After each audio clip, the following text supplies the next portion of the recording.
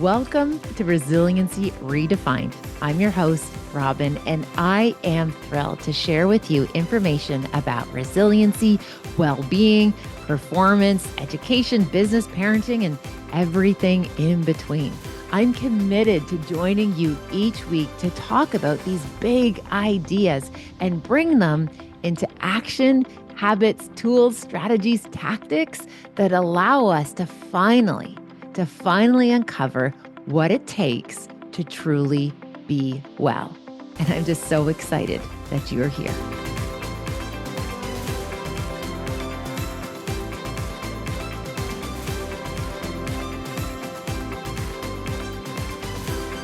Hello, everyone. Welcome back to Resiliency Redefined. I'm Robyne, and today, oh my goodness, we're going to take a big dive into the topic of burnout because so many people reached out and asked me to talk a wee bit more about burnout. So I know we've touched the edges of burnout before on these episodes, but today we're going to spend a good 20 minutes taking a deep dive into burnout. So first and foremost, I just want to hold space to say, whatever energy level you have for this conversation, you are so welcome to just come as you are. If you just want to kind of sit back and just kind of listen, that's okay. Like there's a place for you to be informed. There's a place for you to maybe pick up a few ideas.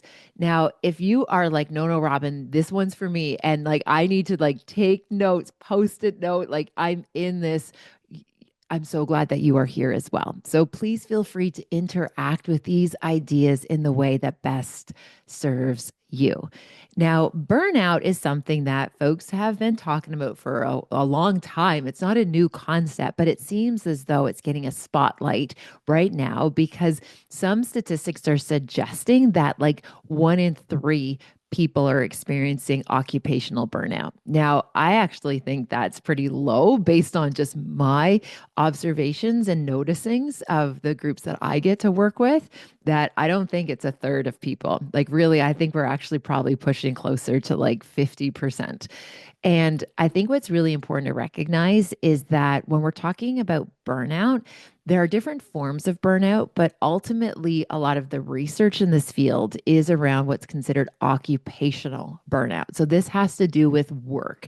Having said that, I want to recognize that there are unpaid positions and roles that also like contribute and people experience burnout. And it doesn't make you a bad person, for example, if you're experiencing burnout, managing your personal life. Like there's areas that we experience burnout that isn't just occupational, not just paid or remunerated work.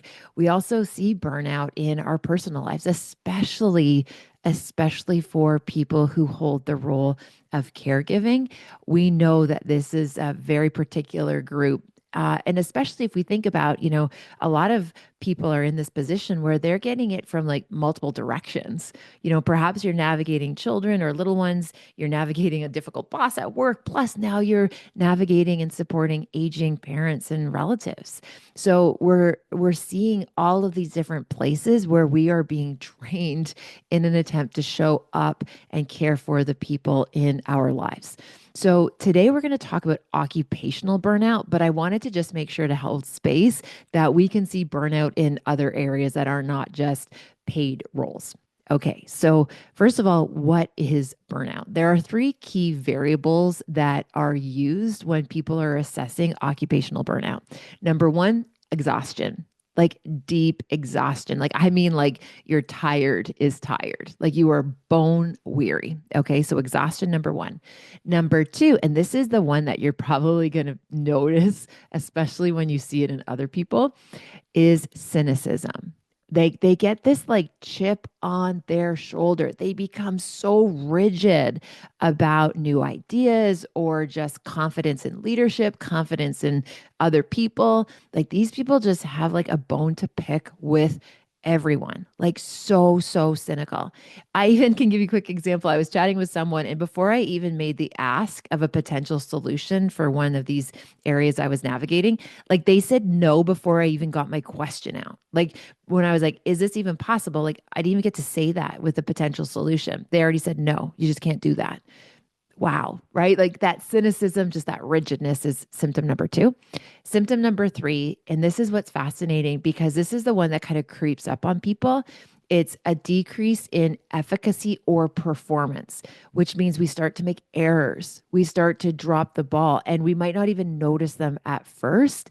And what we see over time, there's this massive cumulative effect of all three of those variables. So, tired, like chronic exhaustion, this idea of cynicism or this negative attitude. And then number three is just a decrease in performance. It like takes you longer to do things. Now, those are the three variables that we see, especially when we're looking at a diagnosis or people are talking about it. The other thing to draw, just to draw your attention to, there aren't necessarily any biomarkers for burnout, right? So it's not like we can give you a test or, yes, there are some psychometric tests we can do, but ultimately those are self-report.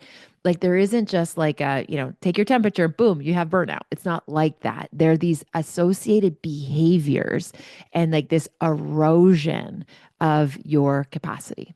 Okay, so those are the three variables that we see, like using that kind of standard way of diagnosing. Now, the other part that I want to bring to your attention is that within those three areas, there are so many like sub behaviors we're going to start to see. So, for example, I know for me personally, when I have crossed that threshold into what we call stress, which is, remember, that's a great place to hang out. This is where we feel energized and we're well resourced. And yeah, things are important, but we're in it, we're locked in and we're managing. When we cross that threshold into distress, I notice for me personally, everything becomes urgent. Like I feel like I have to solve the problem like right in real time. I feel like there's like this sense of just like rapid requirements for responses. Like it feels like this stuff cannot wait. My friends, the majority of things can wait. What can't wait is literally life preservers, right? Like like things that are like imminent. But the majority of our stuff, it can get a response in a bit of time, but we just rush into feeling like we just got to get it all done. Another thing, and I've talked about this before, and this got some pretty good traction on social media, is this idea that people in distress are very competitive with each other. They feel threatened by everyone versus when we're in that place of regulation or what we call that stress zone, we feel in collaboration, right? We're happy to work with people. We celebrate other people's wins because that's just evidence. Heck, we can win as well. Like there's enough to go around. We have this efficiency and abundant mindset. When we're in distress, we feel that scarcity or that shortage where all of a sudden we get this again that little chip on our shoulder and like, oh, must be nice for them, like they're so lucky. It's like, no, this is hard work that we choose to lean into. Okay, so we also see those behaviors. Other behaviors might be this idea that we get to the point where burnout is activating some of our physiological reactions in our nervous system for things like freezing, where it's like we don't even know what to do. Like you're just literally sitting there and you're just like, I don't know what my next move is. Like I have no idea. Or you feel trapped, whereas in, wow, this is the life I've built, right? I've built this life and now I'm just stuck with it. I am stuck feeling this way because this is my reality. Or perhaps you might notice fawning responses where you like just basically acquiesce. You just don't even care anymore. You just want it all to like just other people just do the work, other people make the decisions, and I'm just going through the motions, right? What we call this idea of, our nervous system thinks it's easier just to roll over than it is to stand up for ourselves. So there's a lot to unpack in burnout. And I don't want to spend too much time. Like, you're like, hi, I'm in it. Like, can we just move on to what am I supposed to do about it? Well, thankfully, my friends, this is the place where I love to be able to share some research informed practices that actually work. Now, one of the things that I saw in my work that I did with people and organizations, first and foremost, is awareness, We got to build awareness that this is actually a real thing. And this is not a weakness. This isn't like, gosh, I wish you learned how to delegate or you figured out the right app to use to be able to solve your burnout. You cannot outthink burnout. And something that I know that goes along with this awareness is acknowledging that burnout is the curse of the strong.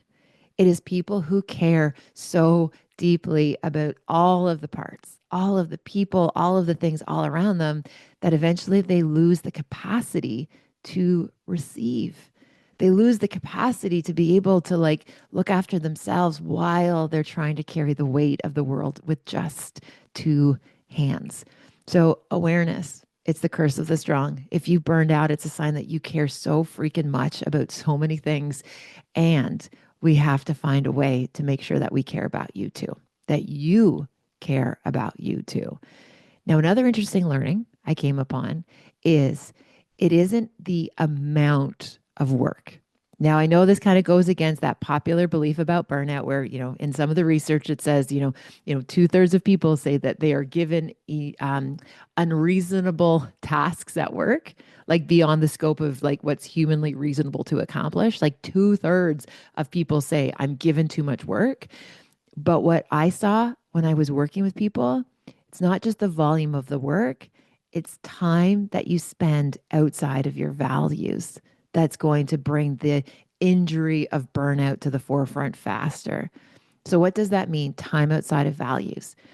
If my value is family, and I'm carrying so much of this like workload to the point where I'm missing basketball games. I'm missing conversation with my loved ones. I'm not able to pick up the phone when my loved ones call me. Like if I am just so embroiled in all of the work that I'm missing the things that matter most, that is going to be that's going to be like the major injury for me. That's what's going to put me at greatest risk of burning out fastest when I'm not showing up in alignment with my values. Let's say, for example, your value might be travel, right? You love to explore, you love new adventures, but because of the state of the world, you haven't been able to travel. You haven't been able to explore, to plan, to like imagine and then go out and do those things.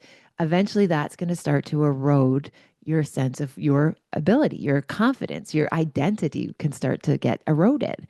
So, the time outside of our values. Now, another interesting finding that goes with this is that we saw in our research that when groups, organizations, teams, leaders gave people just that wee bit of spaciousness, that they were still able to show up for the things that matter most to them, like leaving early to get your kid to practice, or being able to take a parent to a doctor's appointment, or be able to, take that holiday, that week holiday, and not worry about the mountain of email that's going to be waiting for you when you got back. Like you actually got a holiday. We saw that when people had that wee bit of agency, that little bit of flexibility, that adaptiveness, what happened in return is those persons were so freaking loyal to the company. Like they were so loyal to their leader. They were willing to go that little bit extra every once in a while because they felt as though that their entire person was actually being supported by that leader. They were allowed to be themselves in a professional role. So, having said that, that little bit of flexibility makes a huge difference to retaining your top talent, keeping the good people working if they have agency to do the stuff that matters most to them. Okay, so those are some of the things that we know to be true. Where are we going to get the sense of feeling better in the middle of this? Okay, so often we try to outthink burnout, right? Like when this quarter is over, this season's over, these negotiations are over, then I'm going to be okay. F that noise, my friends. It doesn't work like that. What does work is that we have to be okay in the messy middle. We got to be okay right now. And to back that point up, we even see, for example, when people take long stress leaves, we can get them out of these environments and we can get people back to good. But if we're not careful, when we put people back into that environment, they're going to regress very quickly. They're going to regress back into those symptoms of burnout so fast. So the idea is that we have to learn strategies in context. Okay, we have to learn how to navigate it. Having said that, though, If you are literally in the middle of the most difficult, toxic, overwhelming situation, you're going to need radical intervention and a radical rest, which means you do have to step out. Like you literally have to remove yourself to the environment to start the healing. Okay. We can't learn all of those strategies when we are deeply like embroiled in the middle of distress, or what we like talking about, like kind of like marinating in the misery of what's going on. Sometimes we actually need to get a break. But my invitation is we want to be careful that the break doesn't become too long, that it's hard for us to use our strategies in context. So, yes, an immediate break, absolute radical intervention is so important if we're really, really in the in the thick of it. For the majority of people, though, if we get just a little bit of a break, at like just again, just really intentional time away, a few days just to kind of regroup, recalibrate, set up our environment for success, often that can do a really big turnaround in a pretty substantive way in a pretty short amount of time. So, what does that look like? So, again, if you are in that with like the grips of it where you can barely breathe, in that situation, my friend, you do need to make sure that you're getting that stress leave, you're getting that opportunity to reset, whatever that looks like. I do believe, though, there's a lot of space for us to play around in when we are just like kind of in the early seasons or that early stages of burnout. There's a lot we can do. Okay, where do we begin? Number one, simplification. Absolutely simplify. We want to make decisions, like take as much decision making off of the table. Okay, so this might be committing to, breakfast for dinner, for like breakfast items for dinner for the week, right? Like easy meal selection. Just make it so simple. This is not the time to like dial in your nutrition and try to come up with a new strategy. Like, no, like literally just comfort food, things that are easy, grab and go, and just like take all the noise, the food noise, the exercise noise, and literally just mute it.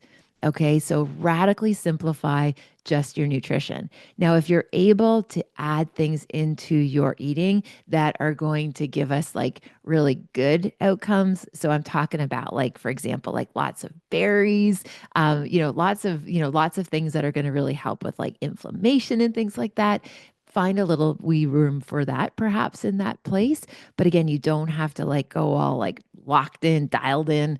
This isn't the season for that. This is around soothing the nervous system and just add a little bit of fruit. Okay, so we're going to simplify the eating. We're also going to simplify the movement. If we could just get outside, even if it's cold, rainy, like, oh my goodness, Ontario is still getting walloped with so much snow. And I know other places in Canada are as well. And heck, even Pensacola, Florida just had snow. Anyway, we won't go down that idea of global warming not really happening. Okay, simplify the movement. 30-minute walk, regardless of the weather outside. If you could do that first thing in the morning, just already have your running shoes, your winter boots, your sweaters, your hats, your mittens, your toques, your scarves, all of it just at the front door. As soon as you open your eyes, I want you just to grab water and find a way to get outdoors. Okay. Even at the beginning, if it's literally just going outside and standing outside. Like, let's say you don't even have the energy for a 30-minute walk. That's okay. Just literally go outside, just try for 5 minutes and then maybe 5 minutes more. And just even walk slowly. Like, we don't have to have some like Napoleonic march speed. Like, just walk outdoors, just slow the pace down. So, we're going to just simplify our food. We're going to simplify movement. And then I want you to find a place for expression. Now, what that means is we got to let some of this stuff out. We've likely been holding so much stuff, and I want you to find a form of expression. And here's the sweet spot, okay? The sweet spot is finding a form of expression that like ties into one of your like deep values. Okay, so here's an example. I am somebody who has this really deep value of justice, right? Like, I think the world should work a particular way. I'm mindful that it doesn't work a particular way. So often we call that just world theory, that we think the world should work. So, for example, people who do good should have good outcomes. People who make poor choices should have negative outcomes. Clearly, that's not how it is. However, I am so like attached to this practice of justice. So when I'm feeling the edges of burnout, one of my ways of expression when obviously I can't like throw over tables and like blow things up and, in terms of like, obviously not literally, um, or burn the bridges. I love to watch programming that actually allows that feeling of justice to get amplified. So maybe I'm watching some Denzel Washington in some of his movies, right? He's somebody who has a lot of social justice roles. And again, what I find, even just like carving out that couple hours, I watch a show where I'm seeing justice enacted, maybe a little vigilante justice, but nevertheless, it's like I see justice being channeled. What that does is it actually gives me a form of expression, right? In a totally socially appropriate way. Now, Freud had a field day when he used to talk about this dark energy and how we find ways of expressing dark energy. And there's no judgment or shame.